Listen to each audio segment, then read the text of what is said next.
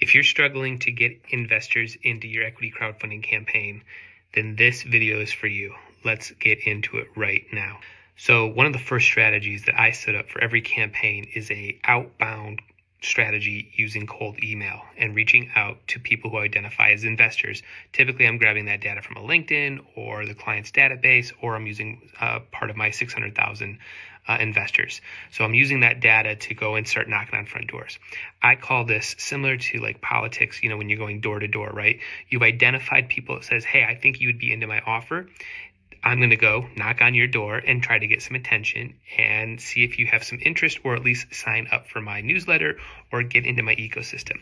But there's a challenge to this strategy, and that's what we're going to get into next. All right, so you can't just take this data, dump it into a MailChimp, and just blast everybody. You've got to have a real strategy when it comes to cold email. So let's look at that right now.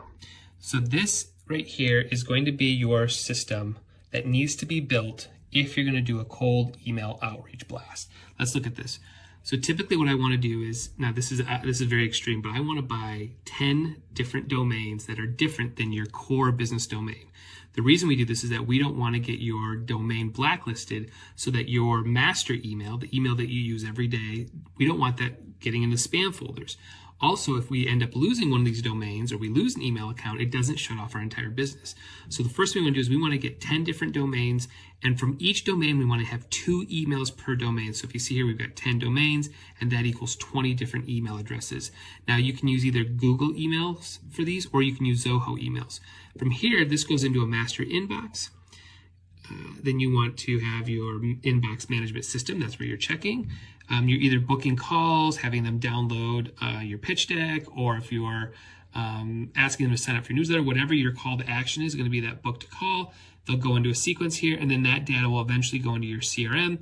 And then down here, you'll see, did they do it or they did not? Did they not do it? Did they invest? And then eventually, potentially maybe even onboarding them as a long-time investor. This is the flow and the strategy that has to be built. Now, there's tools out there that allow you to do this pretty easily, whether it's SuperSend, Instantly.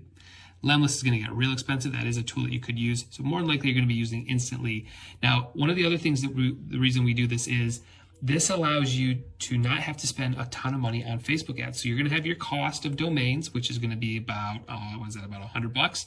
And then your emails, whether it's Zoho, it's $4 an email, $3 an email, something like that. Google might be $20 an email. So again, the cost is going to be relatively lower, and you can scale this up and down. So again, this is what you want to be thinking about if you're going to set up that cold email strategy. All right, so hopefully that helps. Hopefully that visual helps. This is what I build for every single client. I want to make sure that we've got this strategy built in their core business as well as in their investment offering. So if you need help with this, please reach out. This is what I do day in and day out. Later.